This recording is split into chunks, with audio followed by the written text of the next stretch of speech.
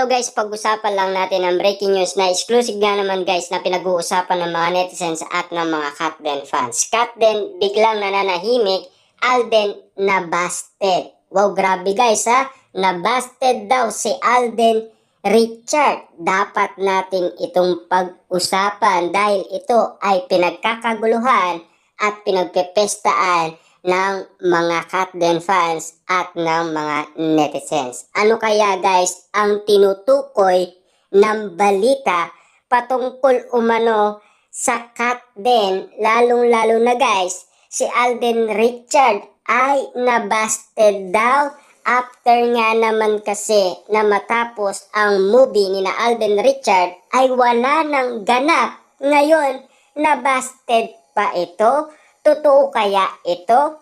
At pakinggan natin guys ang balita. Manila, Philippines, may katuwiran mag-isip ang karamihan sa mga fans ni na Catherine Bernardo at Alden Richard or collectively known as Katden kung ang latest turn of event daw kasi ang pagbabasihan malinaw for the sake of their reunion movie Hello Love Again lang ang gimmick that something between the two of them.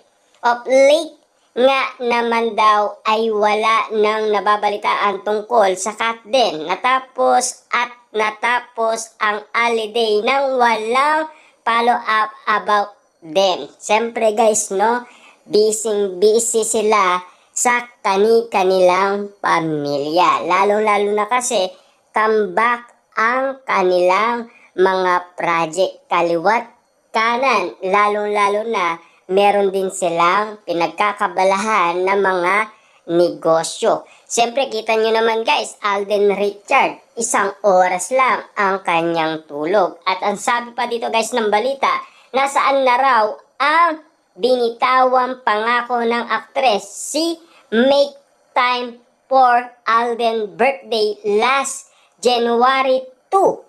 Dahil close si Alden sa pamilya ni Catherine, nagpaabot din daw ba kahit birthday greeting ang kapuso aktor kay Mami Min, ina ng aktres. Bigla kasi ang pananahimik ng dalawa for something stranger reason. Hindi nga naman maalis na iisipin ng mga Katden fans na pinapasakay lang sila. There's shirt disappointed. Bali ba lahalo pang tumindi ang kanilang suspecha na binasted ni Catherine si Alden sa panliligaw nito sa kanya. Na alam naman natin guys paano mangyayari yun. Kasi alam naman natin komportable sila sa isa't isa. At lalong-lalo na meron pa tayo napabalitaan kay Ogie Diaz na mag-MU na sila. At paano naman mangyayari ito? At ang sabi pa dito, pero dispensa naman ng kabilang kampo to begin with nga ba?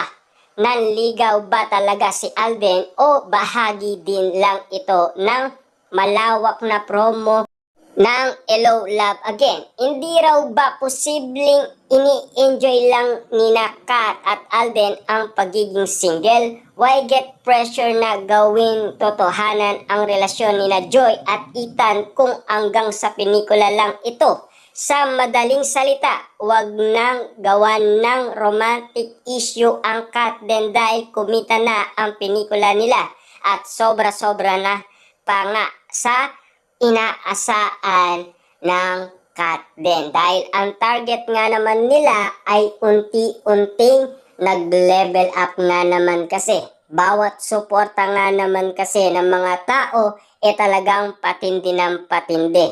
Lalong-lalo na ang usapin kina Catherine Bernardo at Alden Richard sa bawat eksena na nilalaman ng kanilang movie dahil pinagkaguluhan, pinagpestaan at pinag-usapan kasi yan ay meron silang kissing scene, diba?